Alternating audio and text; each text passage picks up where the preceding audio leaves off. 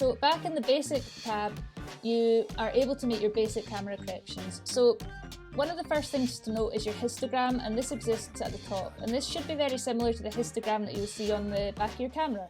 So for example, on this file, there's quite a lot of dark pixels happening. There's some light coming in from a window at the side here, but generally it's a little bit dark. There's black clothing, there's black gloves, and the walls are black as well. So on this histogram, it's detecting that there's a lot of darker pixels, and so the histogram is situated over on the left-hand side.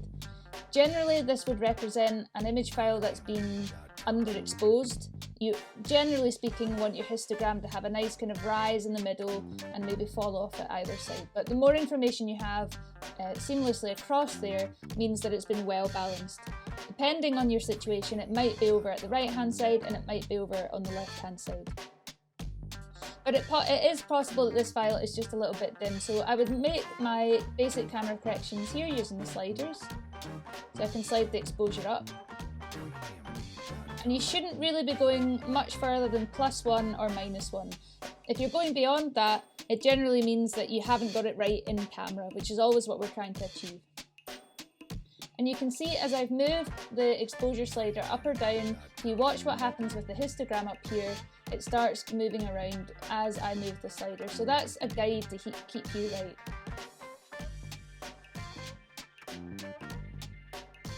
Okay.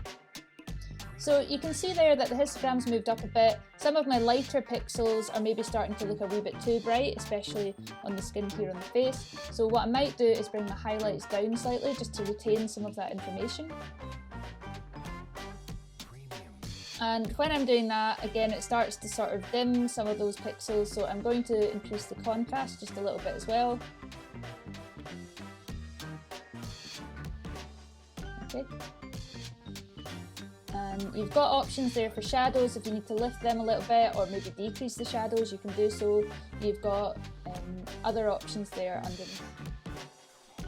I don't always recommend using texture, clarity or dehaze. In some situations they are useful, but they can be quite destructive, so I don't tend to use them very much.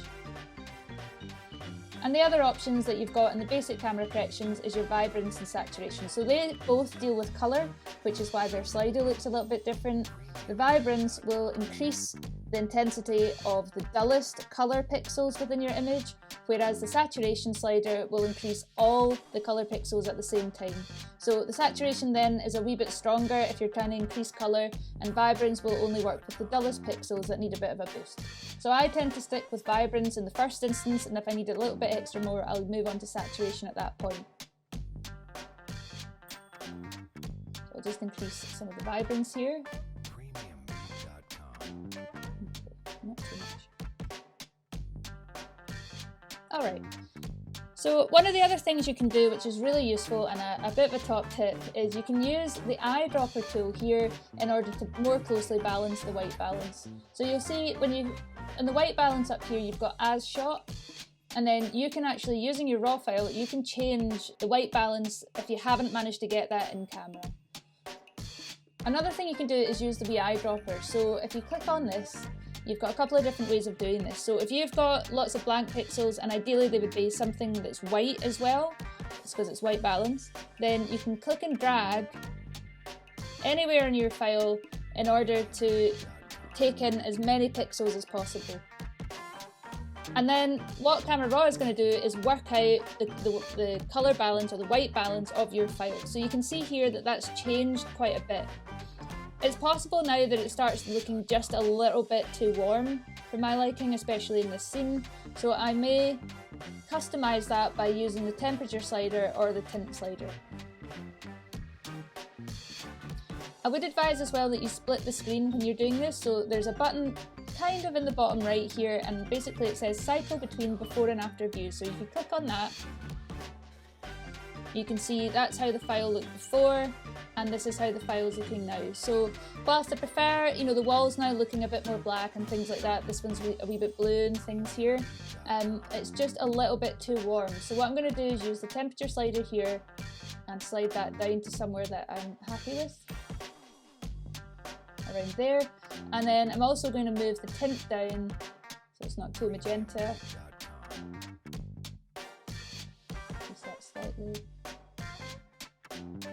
just about playing around for what you think is best for your file. Again, if you use the histogram to help you, what you're ideally trying to see with your colour balance is that all the red, green and blue parts of your histogram align as close as possible. So I've customised it slightly so it's a little bit out on either side, but generally speaking you want them in the same area as they are here. If I, for example, move the temperature slider down far to the left, you can see that first of all my file's gotten bright blue, but you can see the green and the blue are separated and the red's over here.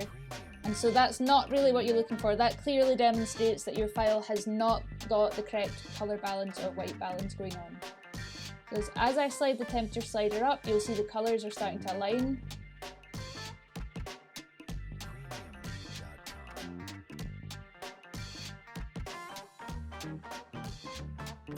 And therefore I can use the histogram to help me work out where my white balance should be.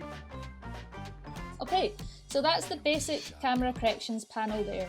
See how you get on, try it out in one of your own images, and make sure to upload the before and after to your post-production page.